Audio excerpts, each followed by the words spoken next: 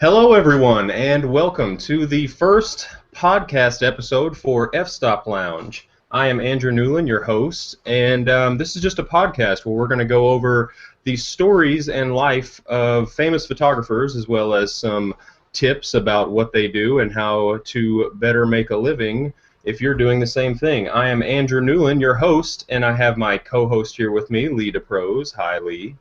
Hi, Andrew. How are you? Pretty great. Lee is the co-founder of fstoplounge.com. Lee, you want to give them a little quick rundown of your role and what all you do? Yeah, F-Stop Lounge is a community site. It's based around photographers writing for photographers, and we're an international crew, and we like speaking to the world and talking about photography. So if you want some cool photography stories, then come on down to F-Stop Lounge. Awesome. And our very first episode, we also have two other contributors to F-Stop Lounge, the very amazing and wonderful Jay and Varina Patel. We will start with Varina. Hello, Varina. How are you today?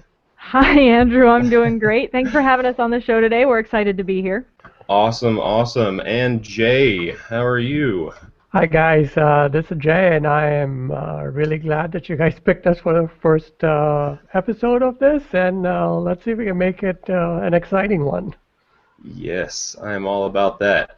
All right, so for this first episode, Jay and Varina Patel are wilderness and landscape photographers. You guys care to go ahead and tell everybody what you do and what you're all about?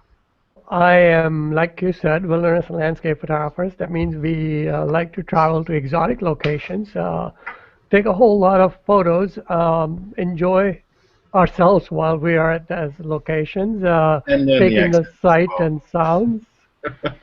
Yeah, Sorry. and we do teach at some of these locations, produce educational materials that gets distributed to our partners all over the world. Awesome. Yes, they teach very well. Lee and I were both able to join them in Australia recently for a landscape photography workshop that was mind-blowing. It was so It was, yeah, it was a blast. Thank you. Well, thank you guys. That was awesome. Thanks. I'm Varina Patel, and I'm also a wilderness and landscape photographer. I've been shooting since I was a kid. Love photography, and it really is a huge part of my life. I think Jay and I went into business separately before we met, and when we met, we were able to combine our strengths and our businesses that we had already created and come away with a much stronger base for the business that we've built today. So I know we're going to talk about that a little bit more later in the hangout, so that'll be fun. All right, so how these shows are going to work is each guest every week will talk about their specific type of photography, and if any of our listeners are interested, they're going to get some good tips from our guests, and then we're going to go into the story. So everybody has their photography heroes, and everybody's writing their own story. Mine's kind of in chapter 1. I'm just starting out. But I like to get to know people. You see their pictures, but you don't really get to know the photographers. So that's kind of what I'm interested in. So that's how the shows are going to be set up: is a little tips section, and then just get to know our favorite photographers, Jay and Varina. So we're going to start out with the show topic, which is making money with landscape photography, and how exactly we do that. So we're going to talk about a few things: shooting to sell, where to sell, how to fulfill orders, and stuff like that. And let's start out talking about how you shoot for landscape photography when you want to sell prints, sell images online, license, anything like that. The process of selling a print really does start in the field. When we're shooting on location, one of the easy tips that we pass along to our students is don't just shoot horizontal or vertical. Shoot both. If National Geographic calls you and they want a photo for a calendar, chances are they want a horizontal photo. But if they want a photo for the cover of their magazine, they probably want a vertical photo. So, you when you're in the field, when you're standing there, camera in hand, think about things like that. How am I going to frame this photo so that it will fit no matter where I want to put it? Can I create a horizontal and a vertical, even if one composition maybe is a little bit better than the other, it's good to have the other image there. And the other thing is to keep in mind that people who purchase the photo make a purchase for a reason. And a lot of times it comes from some emotional connection to the photo that you're creating. So if you can look beyond just getting that icon shot that everybody else is getting, and remember that people are looking for something that connects them to the photo, I think that's really important. Jay has a story I think he can tell about a woman who purchased one of his photos that he didn't even include in his portfolio because he didn't consider it the best of the collection. Yeah, so just recently, about maybe a couple of months ago, I got a call from a client that says, I'm looking for a photo from Redwood Forest. And I had a gorgeous shots from Redwood Forest with flowers and everything in the foreground. So I sent her those, and I said, she says, I really want a vertical photo because the space that she wants to hang this print is a vertical space. So I said, well, I have some, but they're not quite as good. So I sent her some, and she picked a photo with a really dead log right in the center of the composition. And wow. I was like kind of blown away. I was like, that's not really the best looking shot. It's kind of busy and not very artistic. Why exactly did you pick that? Well, it turns out that the client that purchased the shot was evolutionary biologist that studied insects. And one of her favorite insects that she had studied at the universities and done research on was termites. And they nest in these logs. So she really had that emotional connection going.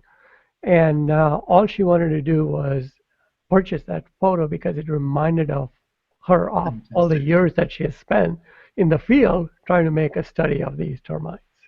And let me guess, the next day Varina was out with a macro lens shooting termites. No, I wasn't, but tempting. Tempting, for sure. So I think that it just goes to show you that what you consider to be artistic or your best work may not always sell. Yeah, so and I think that a lot of times, we're looking to sell prints to a certain audience. Either your target market is people in their homes who want to have a nice print to hang on their walls, or maybe your target market is magazines, maybe it's hotels. It depends on what your market is, and you need to be thinking of your target market while you're in the field if that's part of what you want to do. One of the things, for example, that I'm thinking about sometimes when I'm shooting is copy space. Magazines, if they want to put your photo on the cover, they need a place for their title. They need a place where they can put down information about the articles in that issue, whatever it is. So some photos will work better for the cover of a magazine than others. So if you're going to go submit your images to a magazine and say, hey, consider my images for the cover, think about that. Think about which ones are going to work best with copy space. And even when you're in the field, if you're on location, looking at the scene in front of you, you can say, hey, look, I've got this scene. This is a magazine cover. How can I clean it up, simplify it, and make it cover worthy? And then, of course, you can take some other photos that might hang better in your house as well. Yeah, that makes sense. I'm just going to jump on to sort of selling online, because that's a big thing for photographers, I find. When they shoot all these landscapes and they've got this huge database of photos, I know for myself it's like that. But what do you go and do when you've got all these photos? What's the best solution for selling your photos online? Jay? So it depends on what your objective is selling photos online. I can tell you that the photos online will rarely sell through social media channels. And the reason being that social media channels is full of photographers. And if photographers are following you and they see the photos that you post, they're there for information. They're there to look at what inspires other people, for inspiration, information, locations that they want to visit. They're not necessarily there to buy the photos. So if you Right. really want to sell your photos online, make sure your following is also based on who is purchasing the photo. So for example, rather than hanging out with other photographers and trying to get kudos, I would hang out with interior designers who are Okay. more likely to purchase photographs from you than other photographers.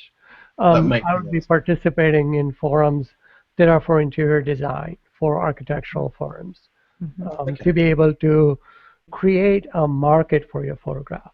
That makes sense. That's right. So, I Similarly, mean, a lot of our photos are hanging on walls in hospitals or in office buildings. And a lot of times those locations, they're looking for something a little bit different than what your local gallery might be looking for. They're looking for maybe local shots. We have a hospital that opened up in my parents' hometown, coincidentally, and they ordered a bunch of our prints. And they were talking to Jay and saying, hey, we're really looking for local stuff. We want people to walk in and look at these photos and say, hey, I've been there. I recognize that spot. So it wasn't about the turquoise waterfalls and crazy sunrise and sunset. It was about the beautiful little waterfall that just happens to be right around the corner. Okay, that makes a lot of sense because I know for me, I sort of posted all to my social media networks trying to sell something. Even I've got a website which is dedicated, I suppose, for online sort of selling. Yeah. You guys would be familiar with SmugMug. I've got a SmugMug website myself, and I find it fantastic. Are there any things that photographers can do on their websites which will assist them in selling photos online? you want to participate in a big site like SmugMug because SmugMug also has a lot of what they call side forums. For example, they have regular hangouts, training sessions for photographers, things like that. The other Right. thing you want to do online, just if you want to sell online, is, like I said, participate in groups that are likely to buy your photograph rather than trying to get kudos from other photographers. Does Okay. that make sense? Yeah, perfect. I'm going to throw it back to Andrew now. Hopefully his audio is back and well working. Can you hear me? Yes. We Yes. can Awesome. hear you now. Had Go 100% ahead. complete iMac meltdown. It's frozen on Varina's face right now. So I grabbed a tripod and my cell phone, and I'm going to try and see if I can make this work. So the fulfillment side, we're just talking about online with sort of partnering with SmugMug and sites like that that can accommodate your photos. What sort of fulfillment processes are in the back end of the sites like this? And also, I mean, is it a good option to have your photos available to print to the consumer, or should you handle that yourself? What are your thoughts on that, Varina? That is hugely important. As you get to the point where you're selling more photos, at first, if you're just selling a few here and there, having a printer of your own, doing it that way, there's nothing wrong with that. It's great. Jay and I did that for years. In fact, we did all our own prints. We handled color profiles and printer profiles, and I mean, the biggest problem with handling printing on your own is that it can be very complicated. You do need to understand the profiles. You do need to understand the inks that you're using, and even the papers. Do a little experimentation with the different kinds of paper that are available.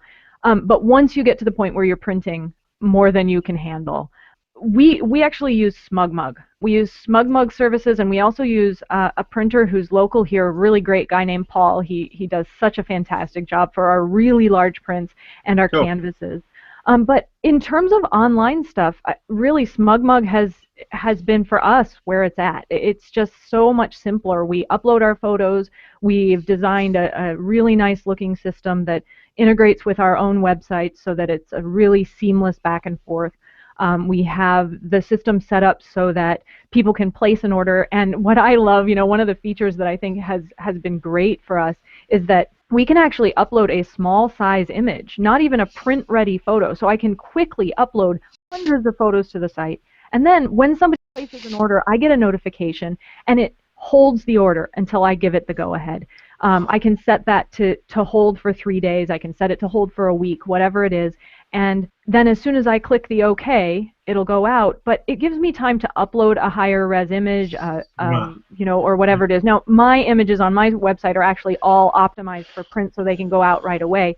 But it does give you an option if you have lots and lots of images and you just don't have time to prepare all of them on the off chance that one or two might sell, you know. Yeah. So I'm going to ask Andrew and throw it back to Andrew. I know that you're sort of used to on the first page of photography. With your landscape, are you printing all your own stuff? And can you sort of get some tips? Absolutely not. No way. Because, like I said, I'm kind of in chapter 1. I've just, about a year ago got into it full time, and printing and monitor calibration and all that good stuff is not on my radar just yet. So I actually use SmugMug, but I fulfill most of my orders drop ship. I drop ship through Bay Photo. So most of the time, people, even though I send them my SmugMug page, just prefer to email me and buy directly from me. I think it's just a personal touch kind of thing. And then I just drop ship. I go to Bay Photo, figure out what they need, and drop ship just straight from Bay Photo. Okay, that makes sense. So, Jay, whenever you shoot, do you ever think about printing for canvas or printing for metal or acrylic, or is it usually just straight print? No, that is not something that I prefer to discuss or even think about in the field. Primary reason is my objective in the field is to be able to create artistic images. I do think about what Varina said, whether it's a vertical composition or horizontal composition, white space. And I also think about what kind of photos a client would like. For example, we talked about creating emotional connection. If you're selling your photos non-locally, for example, you're trying to sell in Ohio photos from, say, Midwest, you're likely to create connections of familiar places that somebody has been there.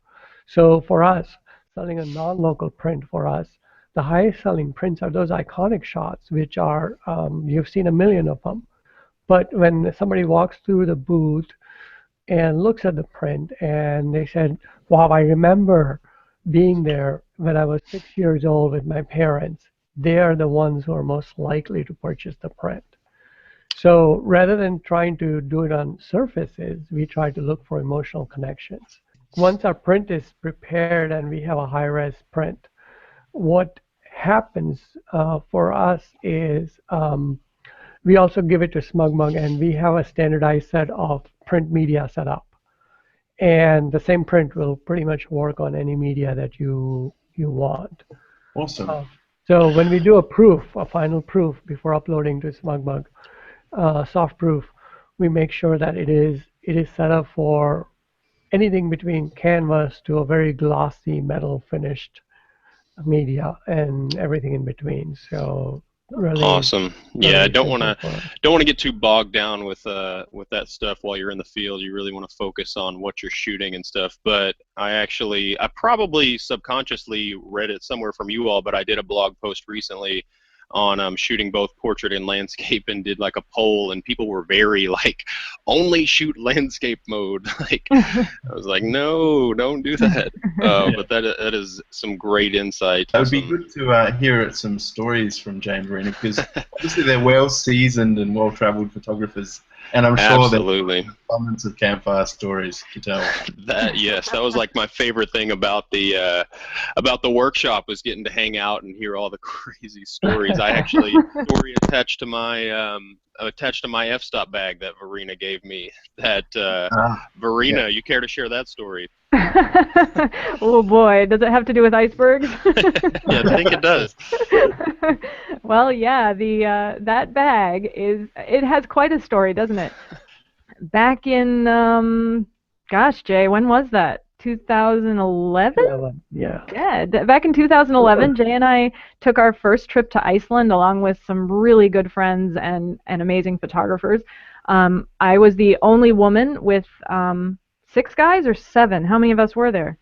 Varina. So 7 of us total. Yeah, altogether 7 of us. So I was the only woman, and when you're the only woman in a group, you sometimes feel like you just can't hold people back. You're tiny, everything's heavy, But here I was, I've got this big bag on my back, and I keep up just fine most of the time. I really do. No problem at all. I'm fit. I'm active. No problem.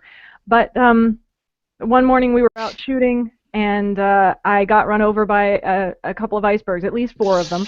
I was hit. I was standing in the water. The waves came up, pushed the bergs past me, and it was totally unexpected. It was a triple rogue wave, 3 enormous waves that came in all at once, and the power of those 3 waves as they released back into the ocean altogether was far beyond anything I expected. Despite the fact that I have, been in the ocean, I've done this 1,000 times. The difference was that there were icebergs in that water, and they were small. They were about the size of a cow or a sheep. Some of them. That is not small. That is not small at all. Big enough. Yeah, the first one hit me in the knee, in my right knee. It just hit the kneecap, and I was done. I was underwater. I had no chance. It was like being hit by a car.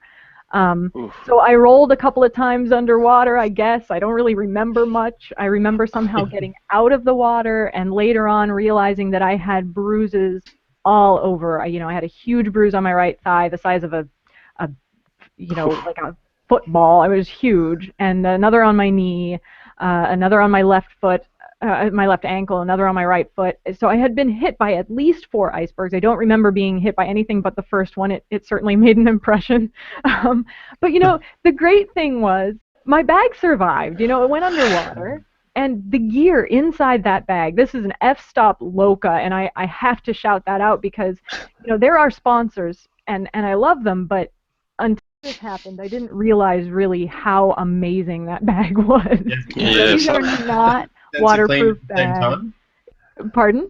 Did you get your sensor cleaned at the same time? Something like that, yeah. It was really clean. No, the camera that was in my hand, the camera on my tripod, I didn't let go. I held on to it. Well done. But thank you very much. But it did drown. We saved it. The camera gear in the bag was not damaged at all. Not a single drop of water touched anything inside the bag. Which is amazing. I wish I had that bag in here to hold up and I've got that bag, but it's seriously, that's why I was shopping for one of those bags, and they contacted me and said, hey, we got this one that got hit by an iceberg or whatever. But it's the f-stop bags. The reason I was looking at them is because all the zippers are rubber sealed. I mean, it is made to take it. It's an excellent bag. It is made to take it. Now, we never say, do not do as we do. Do not dunk your bag. It is not meant for that. Yes, absolutely. But they do float. They learned from the Titanic. Exactly. And the thing is, here I was with this horrible injury, the worst injury I have ever had, and I have given birth to 3 children, so I mean, wow, it was one heck of an injury, and I was out there with all these guys, and I was not going to slow them down. No. I just want to say, I mean, photography is really dangerous. Absolutely. These dangerous places and things like that. What made you decide to do this for a living? Why are you crazy? Like, it's pure love. I mean, all right? I mean, I think we've all been there. It is breathing to me. I don't know anything else. I've been shooting since I was a kid. This is my heart and soul. Yes, let's talk about that. When did you first pick up a camera? You said whenever you were a kid. What does that mean? 5, 12? I'm not sure. I think I might have been 7 or 8 the first time. When I was 14, I took my first photography class at the middle school where I went to school. I learned to develop film in the darkroom. And that year, my dad brought home a camera that a friend of his had loaned him. It was a Nikon, and it had a little macro lens.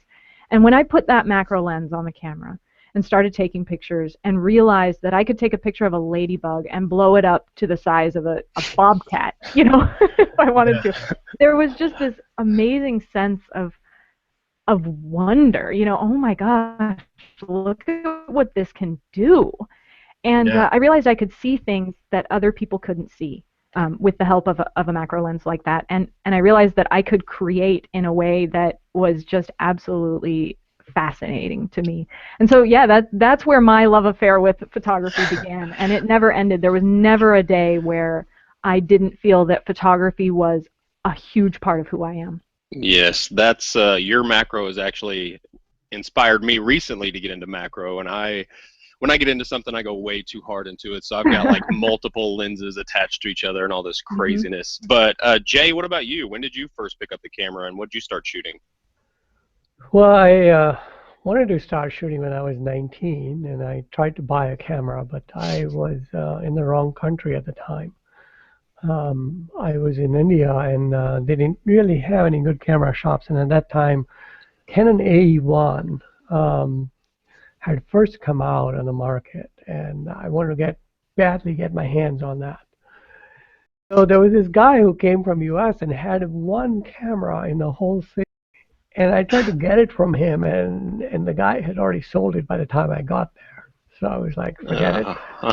And after that, I became a student, and as like every other student, I was pretty broke and didn't really have any money to spend. And even if I did, I was too busy getting all my master's degrees, so everything had to go on a hold until things settled down, my education was done, and when my son was born, I picked up a camera, and at that time, the digital point and shoots were just becoming popular in the market. So I picked up my first DSLR in 2001. That was the first available DSLR camera in the market. Yeah, right there in that transition from film to digital. Yes. You talked about your education. So I personally did not finish college because I didn't see the actual need, but has your education played a role in your photography at all? I would say yes, absolutely. But it doesn't have to. For us, Varina and I, we are both successful professional photographers who actually make our living through photography. So we generate all our income through photography. And to make that happen, you really need to have a solid understanding of things other than photography itself.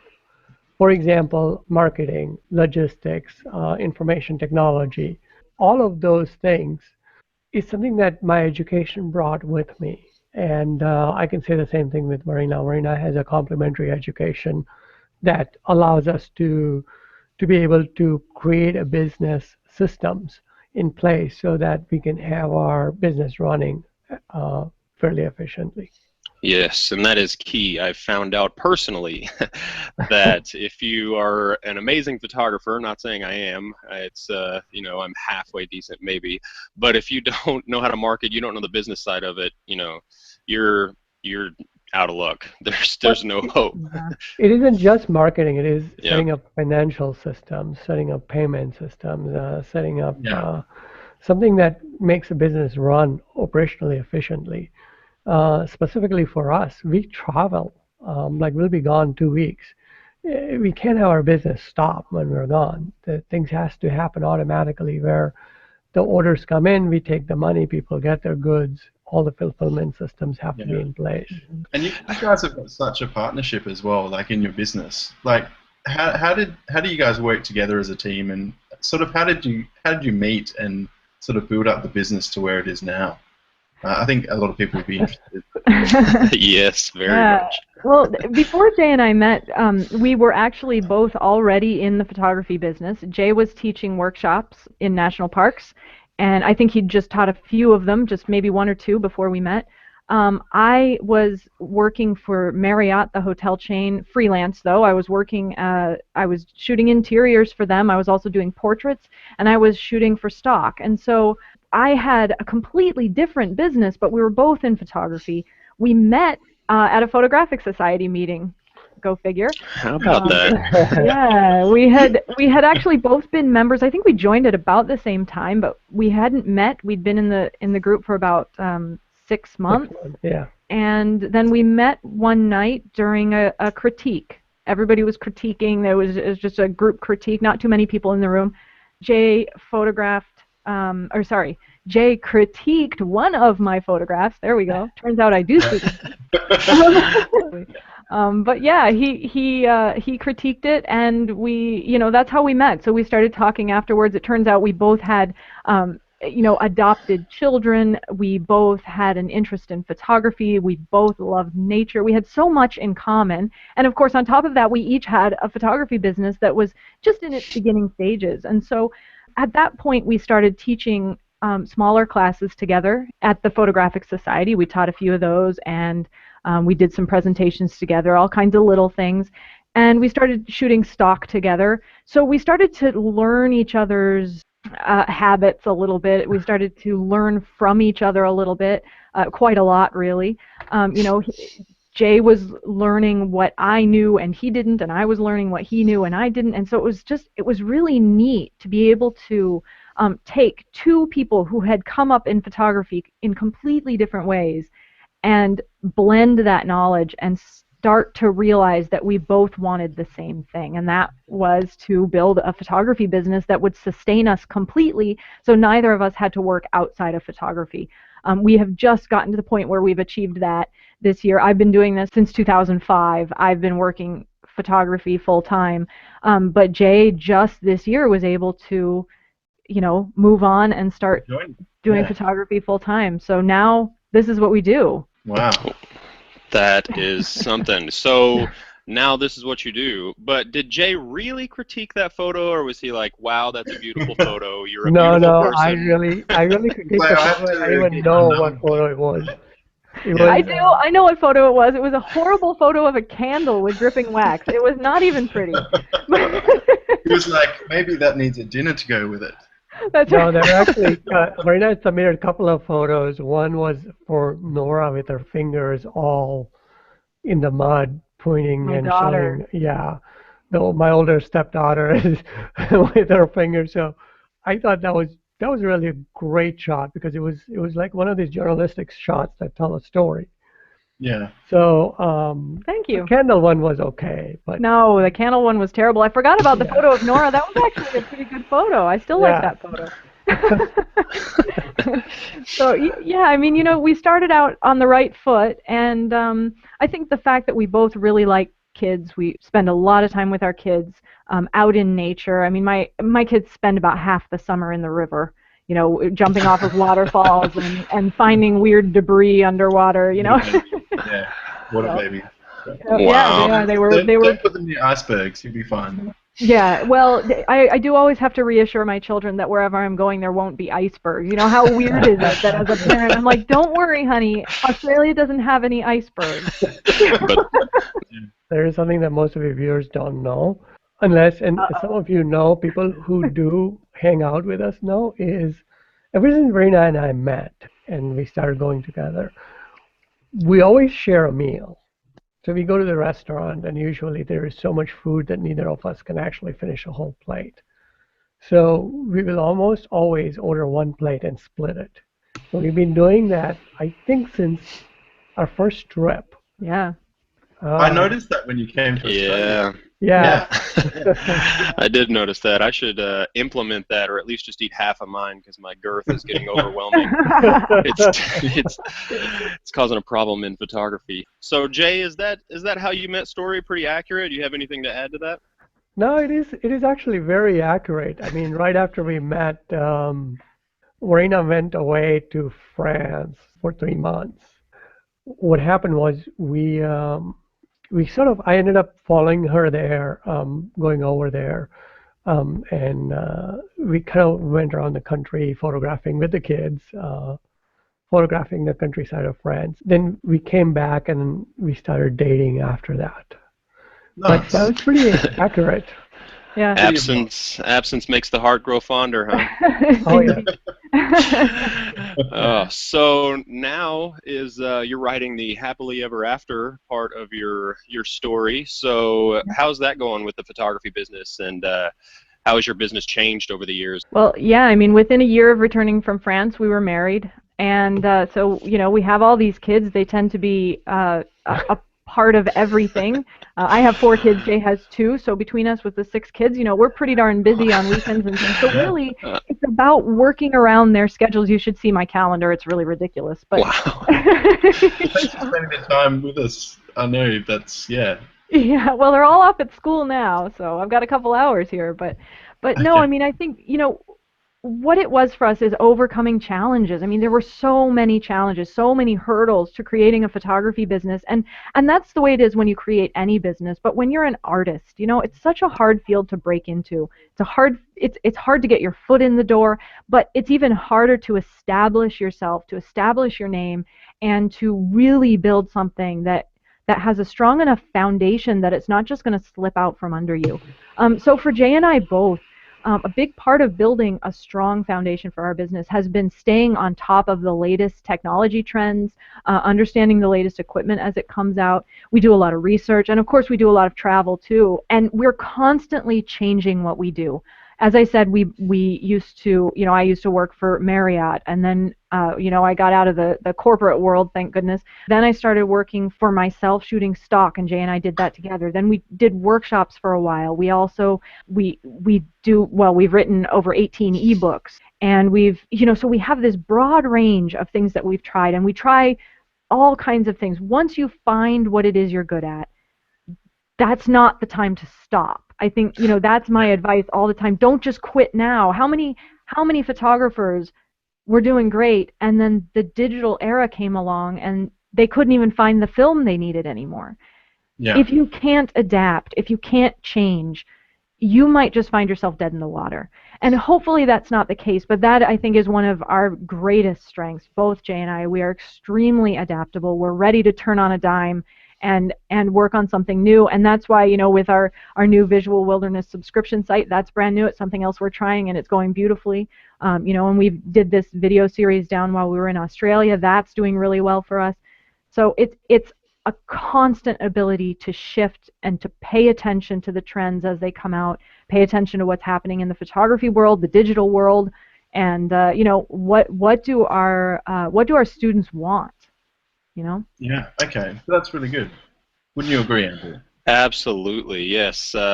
Speaking of adapting, I'm writing an article on this right now, which has been beaten to death. But sounds like you got out of the stock photography game. Is that accurate?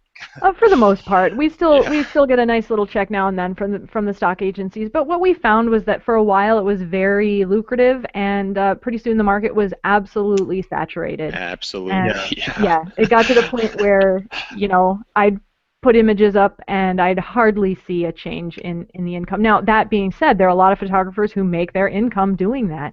And if you're willing to put in the time and energy that's required to succeed in the stock photography world, you can succeed. Is it wilderness? Visual wilderness. Yep. Jay, did you want to just explain that to the viewers and the listeners of the podcast, and what exactly that is? And So over the last couple of years, we've been writing a ton of blog content, and we have almost more than 50,000 visitors on our site in any given month. And what we found out is a lot of those visitors want to talk and communicate with us, ask us questions. So static blog content is all well and good, but what we're looking for, the visitors that we found who are coming on our sites regularly wanted interaction like the video interaction we're having right now. So what we decided to do was we decided to take that content and create what we call a basis for a subscription site. Now, the subscription site not only allows you to access the content, but it allows you to interact a bit more with us than you would do in a social media where we have thousands, millions of followers, right? Yeah. So the way we do the interaction is very organized and directed, what we call skewed towards directed learning. So one of the key features of the Visual Wilderness, besides the content that we come out with a new content, 2 or 3 new content posts every couple of weeks. So essentially 6 to 8 posts a month about Lightroom, Photoshop, field work, everything and else. But the key content is assignments, so what we call directed learning.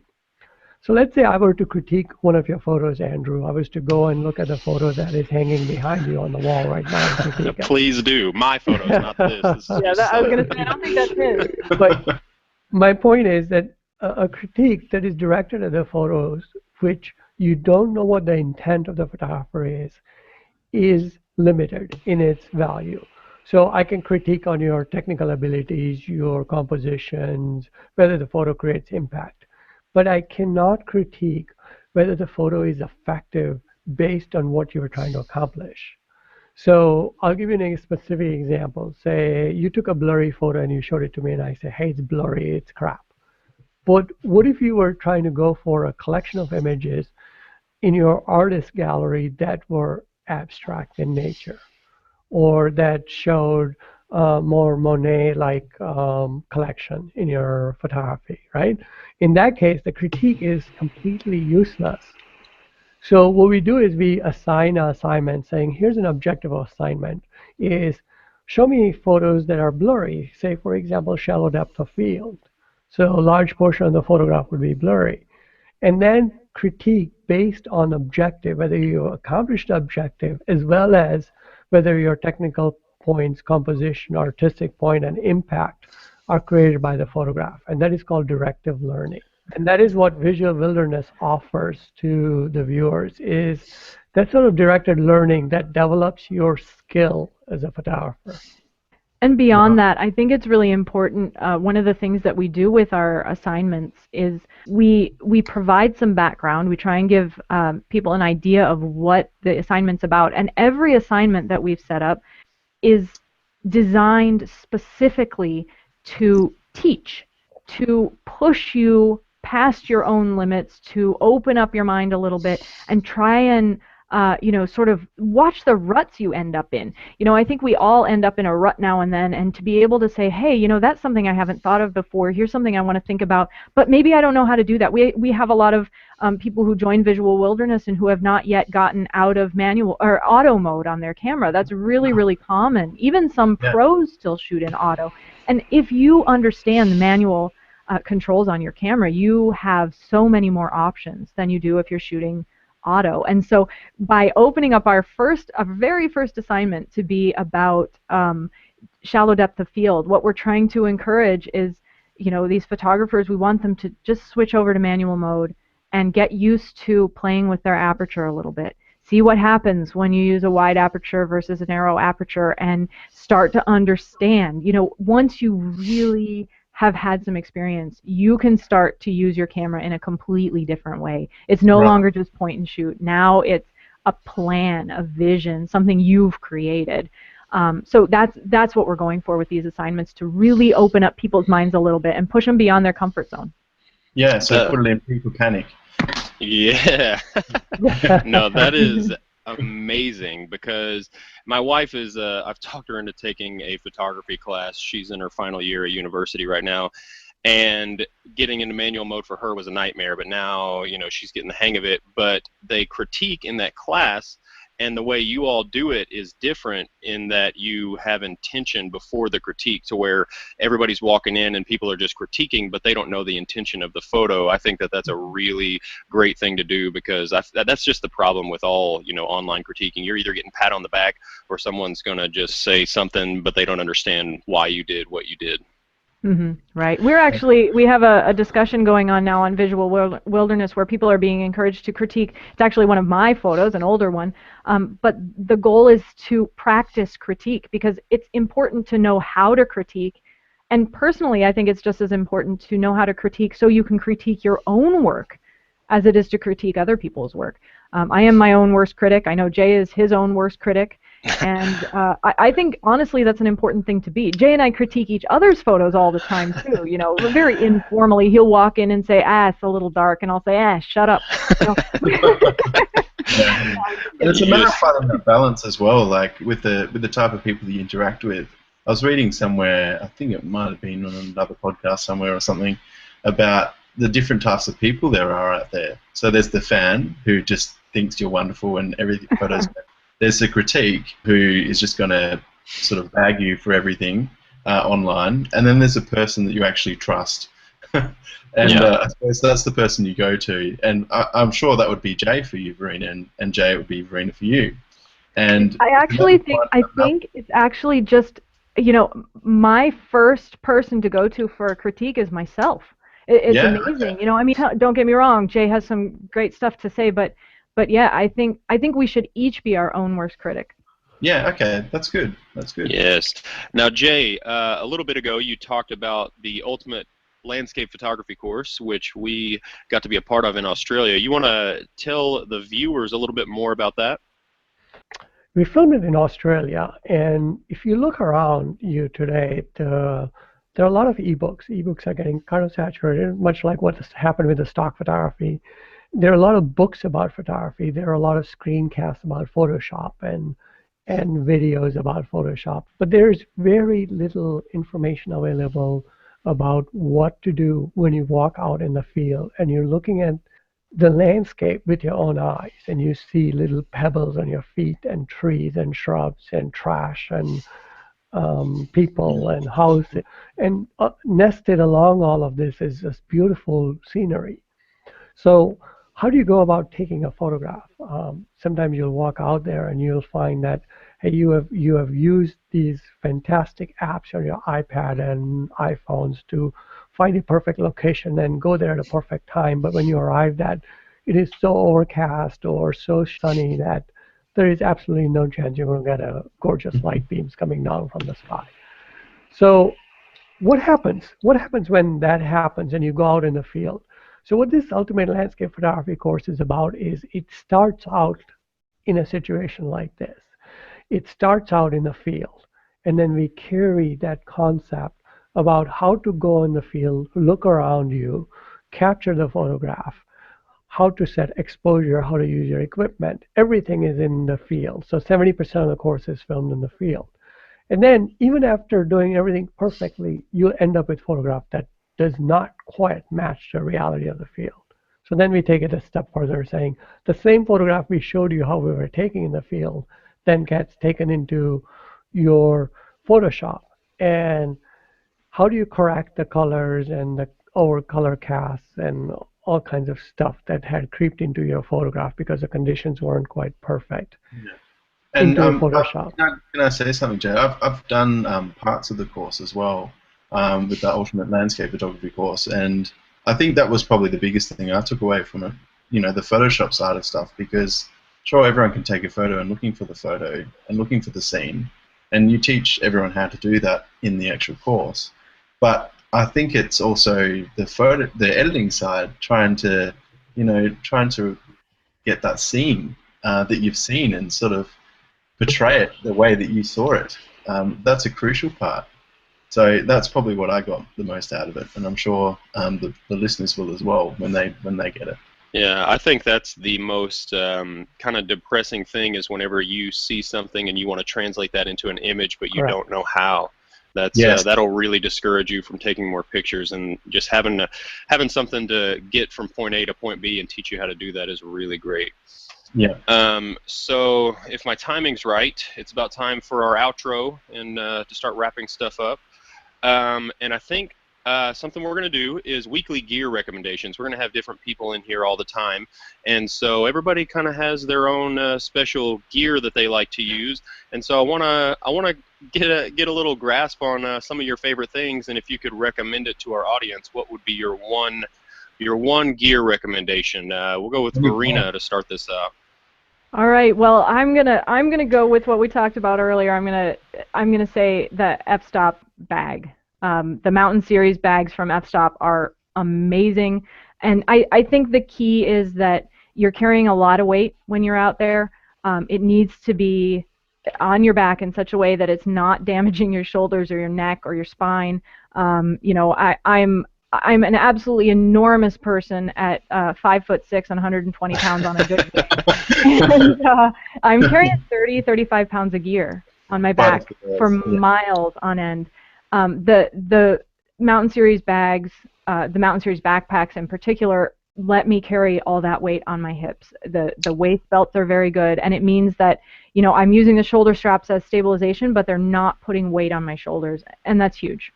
Yes, and one thing about that waist strap that I saw you do in Australia that was just a jaw drop moment. I was just like, Yeah. what is you buckle that waist strap around you, and it's really thick. It's like 4 or 5 inches thick, and you can spin the bag off of your back in Yeah. front of you and lay it down and open it without touching the ground. You have like I could be like I've stood in lakes and stuff where I just had to go out there with one piece of kit, and you can like just have access to everything right there without touching the ground, standing up, and I just like that is genius. Like Yeah, I mean, if you take a look at that bag, Andrew, it's never been washed. Now, if you lick it, I can guarantee you it's a little bit salty. how many Atlantic. countries would I taste if I licked it?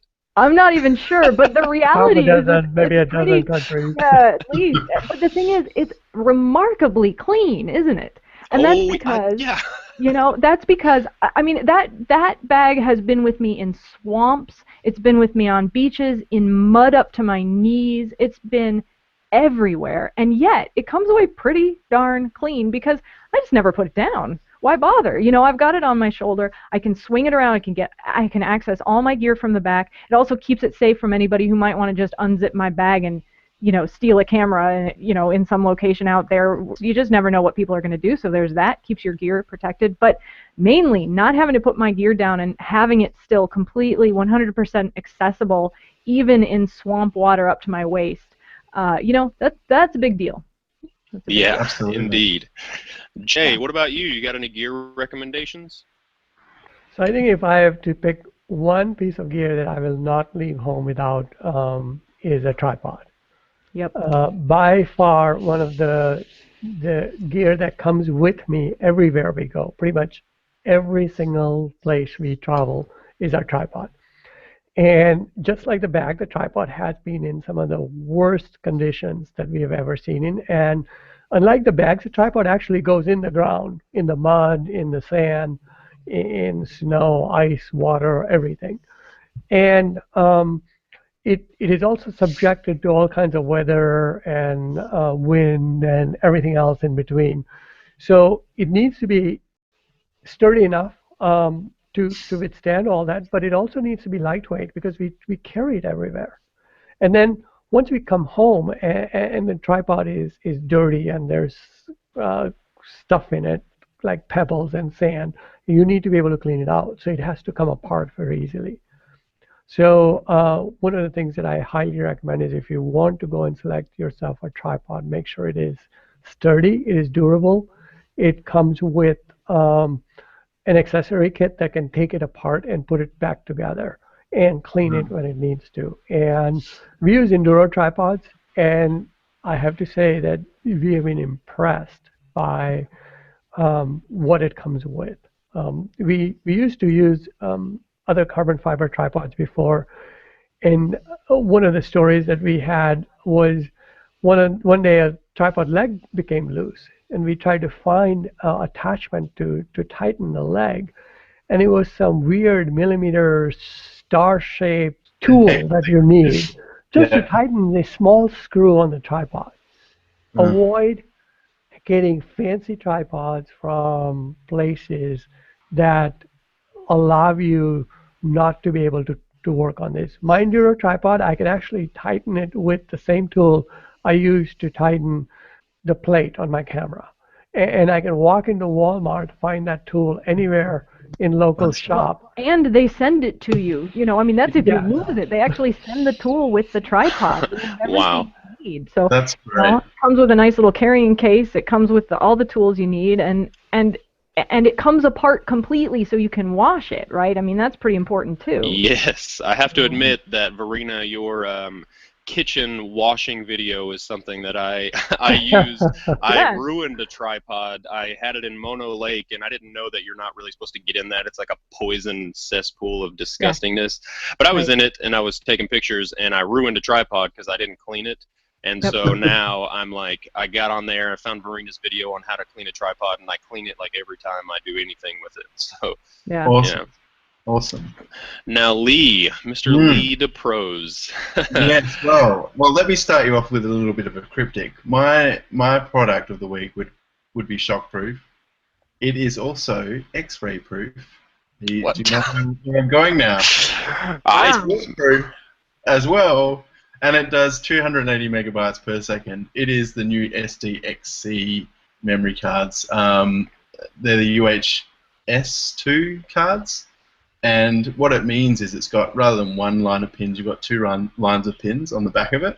So when you're actually shooting, it writes to the card a lot faster. So it acts as an external buffer for your camera. And what? when you're actually doing your images on the back of the camera, it's writing to the card at the same time. So you can be shooting and reading, and it Well, solves that, right? hang on, hold on. So there's a second line underneath. Yeah, there's the second line. So that handles all the reading and writing. and it's I won't name universal. the Like you don't. product that takes it, but well, for those that probably want to know, it's the XT1. It's the world's first camera that takes There that it is. memory card. But I've played with one, and it blows my mind because That, yeah, I'm used I to was. the Zenby Note 4 where I could take photos like in nighttime exposure and long time exposure and still view photos while it was buffering. And to have that on sort of everyday cameras now is just going to be amazing. Yes, That's blowing and my mind this week. that's amazing. I was about to throw all of my cards away and just go get a new Yeah. card. Not But yet. no, not yet. Just wait a Not minute. yet. Oh, And and Andrew, what was yours? you know what? I think I'm gonna have to go with an app. Ooh. Jay and Varina don't really use apps. They've got it all in their brain. Which is good. I don't condone relying on apps, but I'm doing a star trail series right now, and I usually have a good idea of moon phases and where my North Star Polaris is and stuff like that. But getting an exact location via augmented reality, I wish I'm using my phone to record this right now. I wish I could show you. But basically, the app is called Photo Pills. I think it might be $10, but it does Can you spell that? everything. PHOTOPILLS, and Okay. it's in the App Store. And it doesn't just do night. It does there's tons of apps that do very just independent things. This one does it all. You have like sunsets, you got light, you have shadow, size, like all this stuff. I really only use it for the augmented reality for stars. So I hold it up there and it turns my camera on and it shows me where the moon's going down at what time, where the stars are going to move, and that gives me a good idea whenever I want to go out and compose a star trail shot that I'm going to sit there and shoot for 2 hours. I don't want to kind of like wait 2 hours and see if I got the composition right. I want to get it right immediately. so That so mine photo- turns out. I guess. Yeah. Sounds like a good app. I'm gonna have to check that one out. Yeah, Yeah. Photo Pills. I've went through a lot of apps, and that's the one that I stick with. So awesome. This Cool. was a blast. Yeah. I've been wanting to do a podcast for a while now, and I was so glad to have not only everyone here, contributors to F-Stop Lounge and Lee being the co-founder, but just my landscape photography heroes. This is the viewers might like this, but this was all selfish. I wanted to get the story and the scoop and stuff. So thank you all so much for being a part of this first episode, and I really I appreciate it a lot. Now let's talk about where we can find everybody online. So I'm going to start out with Lee. Lee, go ahead and give us the F-Stop Lounge plug there. Yeah, you can find me on F-Stop Lounge. Otherwise, just Google my name. You'll see on the lower thirds. But for the audio, I'll say it. It's Lee Dip Rose, as in to dip a rose in water. You'll find me everywhere where I'm not. Awesome. Varina. Yeah, you can find me at photographybyvarina.com or at visualwilderness.com, and yeah, I'll be there. Awesome. Cool. Jay. And you can find me at Jay Patel Photography or visualwilderness.com. And Andrew, where can people find you before you close? Right now, the Newlun.com, Newlun.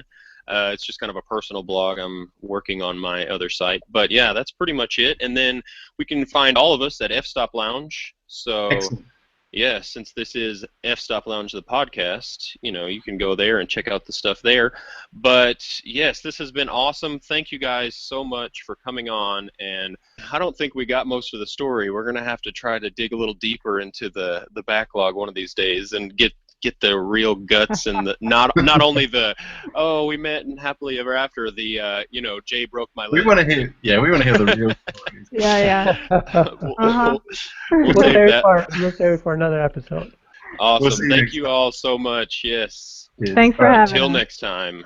Bye. Farewell. Thanks so much. Bye-bye.